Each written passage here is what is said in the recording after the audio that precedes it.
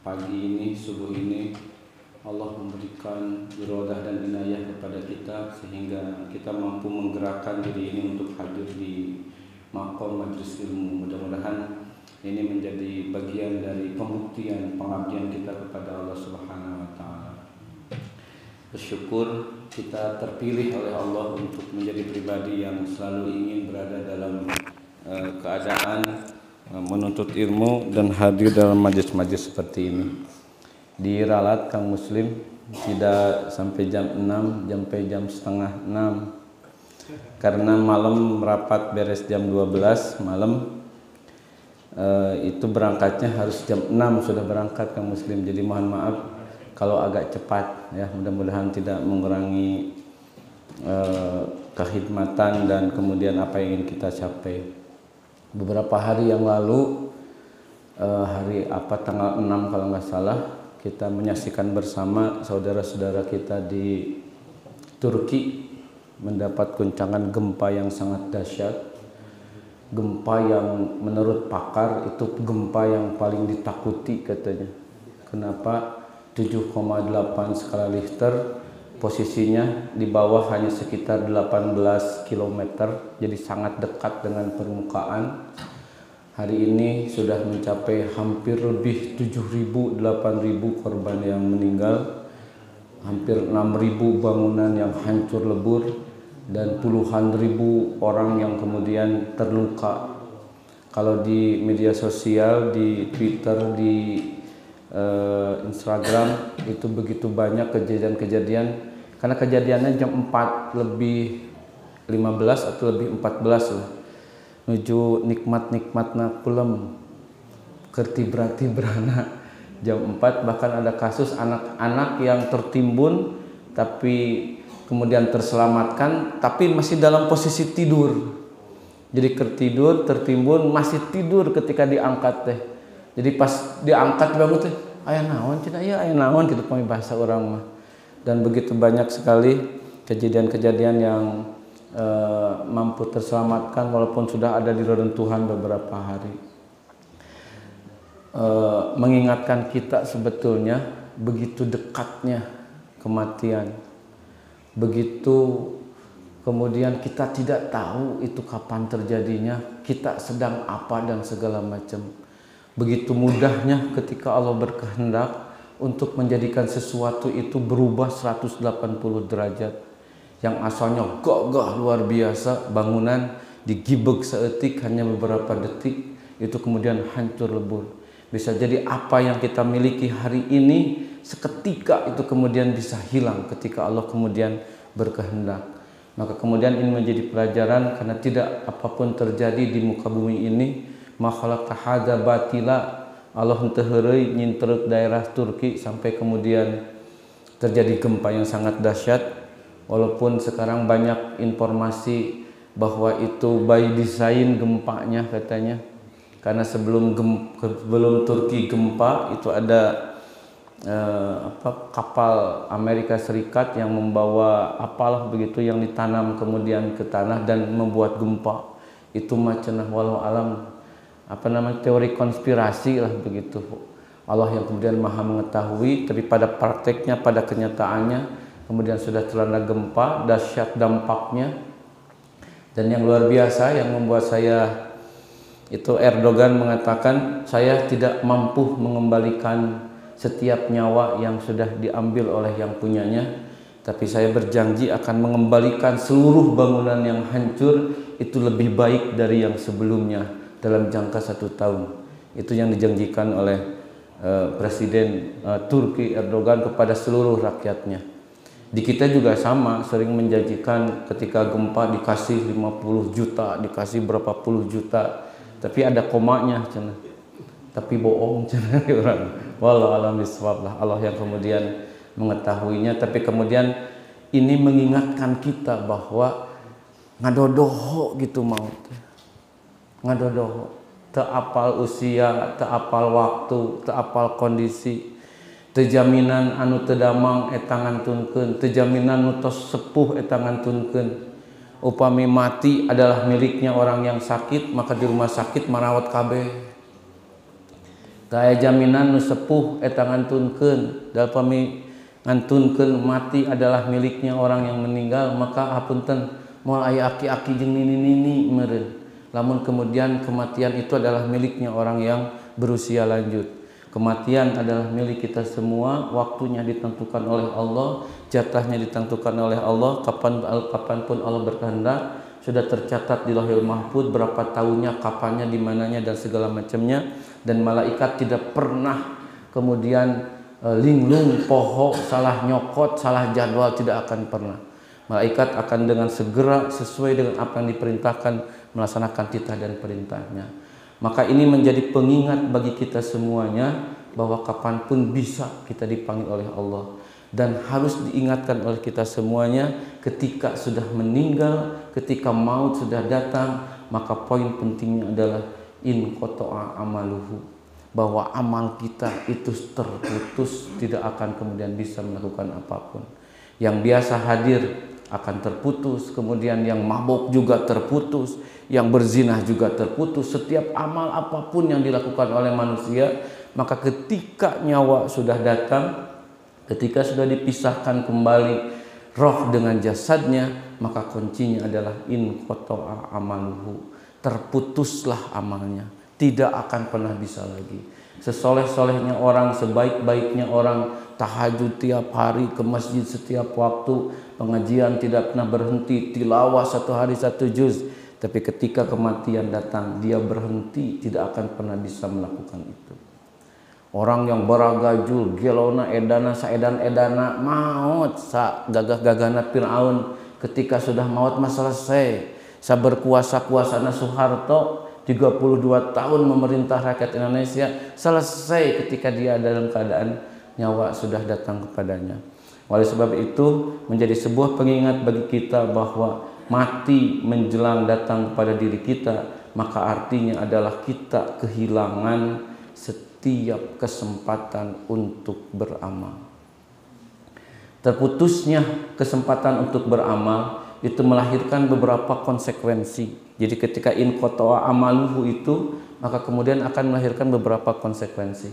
Apa konsekuensi? Yang pertama adalah karena kita yang namanya meninggal itu secara hakikatnya bukan berhenti, tapi kemudian kita meninggal di dunia dan masuk ke dalam fase yang selanjutnya. Maka kemudian yang menjadi konsekuensi pertama adalah jangan pernah kemudian memahami, meyakini ada istilah roh gentayangan, arwah penasaran, jurig, nyiliwuri. Oh iya aya imah kejadian bahrinya ulah daek kadinya kunaon, aya kejadian bunuh diri, tiap peuting teh aya sora ceurik di dinya mah teuing saha. Saha eta arwah penasaran tilu maut kamari gara-gara bunuh diri. Nah, jangan sampai kemudian ada pemahaman seperti itu. Kenapa? Karena ketika roh sudah dicabut, maka selesai dia urus saja di dunia. Tong baroraah ngajung jurigan diri ka batur, mikiran diri sorana ge geus riweuh. Ya, tidak ada kesempatan bagi dia untuk nyingseunan batur.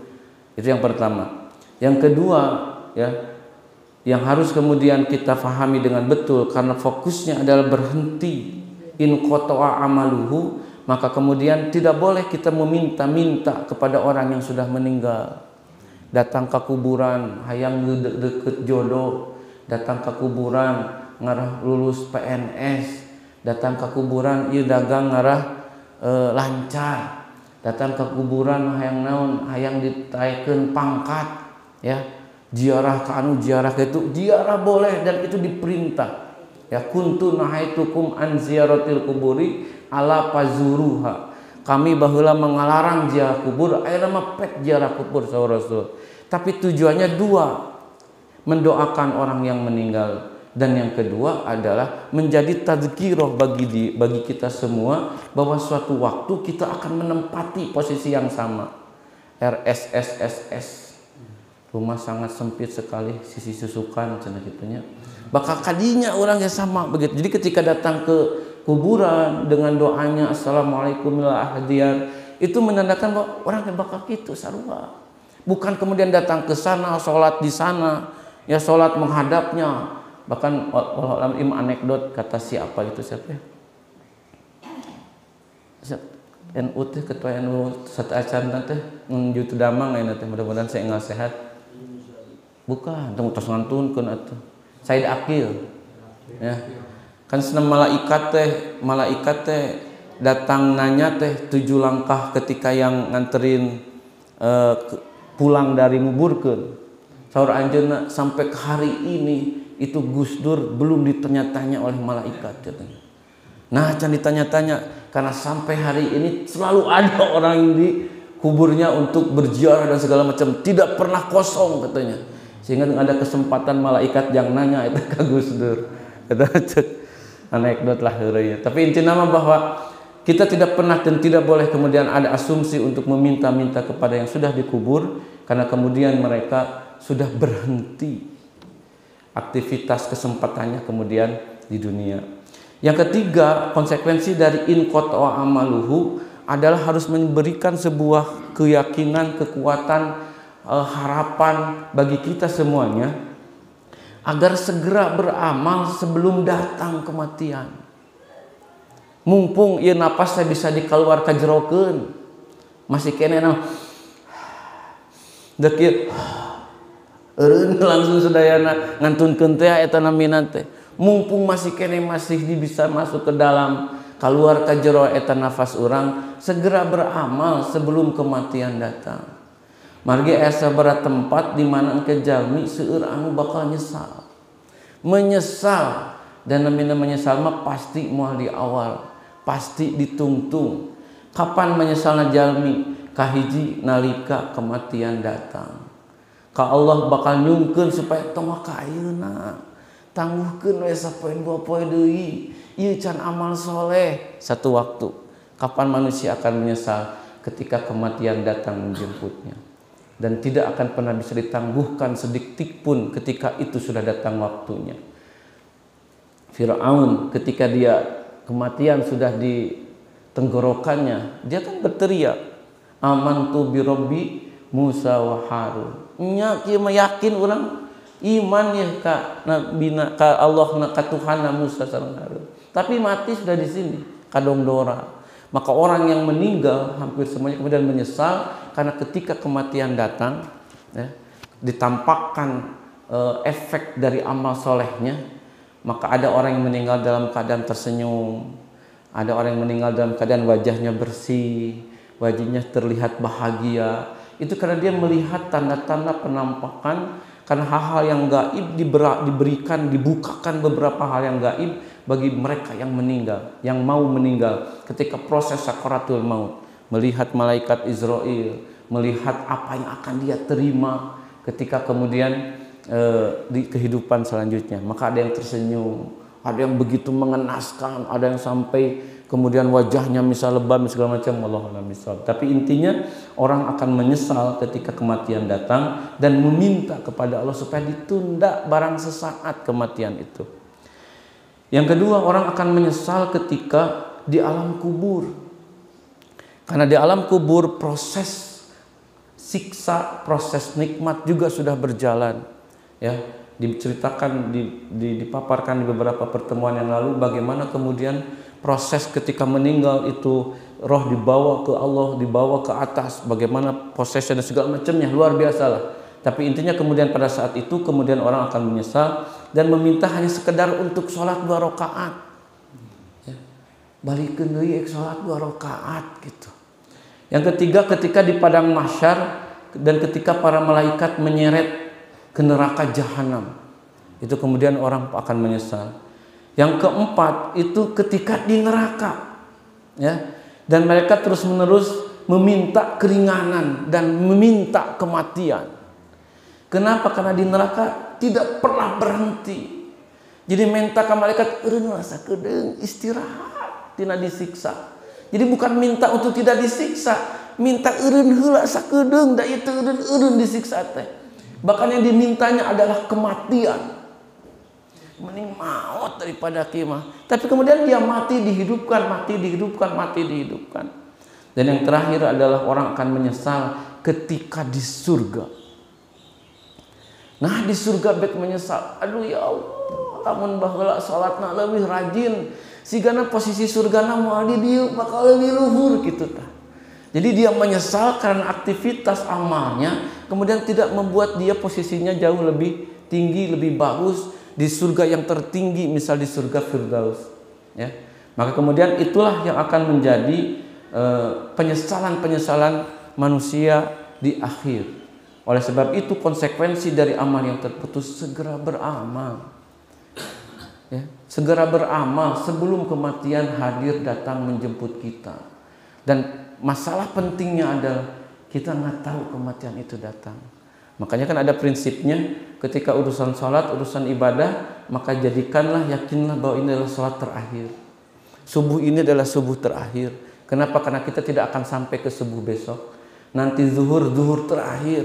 Karena itu munculkan keyakinan ketika dalam sholat, kita nggak akan nyampe ke duhur yang besoknya. Jangan kemudian ada muncul ucapan, tenang, isuki al-hor ma aya deui, isuki asar ma aya deui, kagok keur naon. Kadang ada ungkapan seperti itu. Ramadan sebentar lagi akan hadir. Nggak ada jaminan orang masuk ke dalam bulan Ramadan. Begitu banyak dan begitu ingin kita masuk ke dalam bulan Ramadan, tapi nggak ada jaminan kita akan masuk ke dalam bulan Ramadan. Tong ngadaguan bulan Ramadan, datang tuh orang asup ke bulan Ramadan. Engke cenah dek ngaji Quran teh ngarah husumah di bulan Ramadan. Engke dek ngaji teh ngarah pahalana berlipat ganda di bulan Ramadan. Engke dek infak ka masjid teh ngarah ratusan puluhan lipat gandana. Nu sunnah jadi wajib, nu wajib ratusan kali lipat keweh di bulan Ramadan. Geus diniatkeun di bulan Ramadan sagala rupana teh. Nah sehari sebelum Ramadan Allah memanggilnya. Siapa jaminan kita akan sampai ke bulan Ramadan? Maka ada niat untuk beramal soleh, ada kesempatan untuk beramal soleh, segeralah kita lakukan. Jangan sampai kemudian kita menyesal karena kemudian kita ingin melakukan B, ingin melakukan A, ingin melakukan C, tapi sebatas keinginan karena kita tidak segera untuk melaksanakannya. Jadi niat baik, niat hade, badai janten minantu, badai ngawinkeun budak, enggalan kang muslim. Ulah sampai ditunggu-tunggu besi kemudian kesempatannya menjadi hilang. Selanjutnya konsekuensi yang keempat dari inqata'a amaluhu adalah karena begini, amal itu ada dua. Amal yang terputus dengan seiring dengan kematian kita, tapi ada juga amal yang terus mengalir pahalanya walaupun kita sudah meninggal ribuan tahun yang lalu, bahkan sampai akhir zaman. Maka konsekuensi inqata'a amaluhu harus melahirkan keinginan yang kuat dari kita agar kita memperbanyak amal soleh yang tetap mengalir pahalanya ke kita walaupun kita sudah meninggal. Bukan berarti tidak boleh melaksanakan yang terputus, bukan.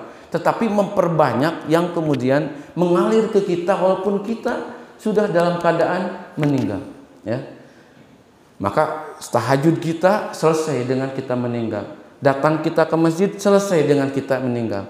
Tilawah Quran selesai dengan kita meninggal. Zakatnya, kemudian hajinya, umrohnya itu selesai dengan kita meninggal. Belajarnya selesai dengan kita meninggal. Maka kemudian perbanyak amal-amal soleh yang kemudian tetap mengalir. Dan saya yakin semuanya sudah pada mafhum apa amal-amal soleh yang kemudian mengalir terus. Shadaqatun jariyatun, ilmun yuntafa'u bihi, waladun solihun yad'ulahu. Itulah 3 amal soleh yang terus mengalir. Maka perbanyak sedekah jariyah. Apapun itu, bentuknya apapun, besarnya berapapun, ada kesempatan kita berikan. Ada kesempatan mau bangun masjid, ieu boga 2 semen, 2 sakeun, kasih kita 2 sak.